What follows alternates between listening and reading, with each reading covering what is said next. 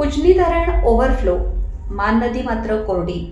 शेतकऱ्यांची आमदार समाधान आवताडे यांच्याकडे पाणी सोडण्याची आर्त मागणी. एकीकडे उजनी धरण 100% भरल्याने अतिरिक्त पाण्याचा विसर्ग भीमा नदी पात्रात सुरू असून अनेक गावांमध्ये पूरस्थिती निर्माण झाली आहे. तर दुसरीकडे सोलापूर जिल्ह्यातील अनेक भागांमध्ये पावसाने दडी मारल्याने पिके करपू लागली आहेत. त्यामुळे शेतकरी मोठ्या संकटात सापडला आहे.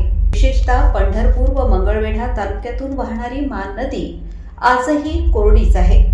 उजनी धरणातील अतिरिक्त पाणी थेट कर्नाटकच्या दिशेने वाहून जात असताना ते कालव्याद्वारे मान नदीत सोडण्याची मागणी या भागातील शेतकरी सातत्याने करत आहेत. मान नदी काठावरील विहिरी आणि बोरवेल कोरड्या पडल्या असून ऊस पिकाला पाण्याची तीव्र टंचाई जाणवत आहे. हा परिसर ऊस उत्पादक म्हणून ओळखला जातो. येथील ऊसावर 4 ते 5 साखर कारखान्यांचा हंगाम अवलंबून आहे. मात्र वेळेवर पाऊस नसल्याने आणि नदीत पाणी नसल्याने यंदाच्या गाळप हंगामात ऊसाची मोठी टंचाई निर्माण होण्याची भीती व्यक्त केली जात आहे. शेतकऱ्यांनी राज्य सरकार आणि लोकप्रतिनिधींना तातडीने निर्णय घेण्याचे आवाहन केले आहे.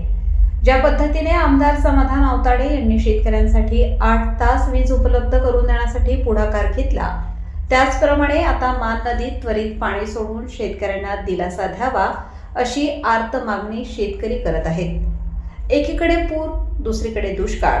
उजनीचे अतिरिक्त पाणी मान नदीत सोडा आणि शेतकऱ्यांचे ऊस पीक वाचवा अशी भावना सध्या पंढरपूर मंगळवेढा तालुक्यातील शेतकरी व्यक्त करत आहेत.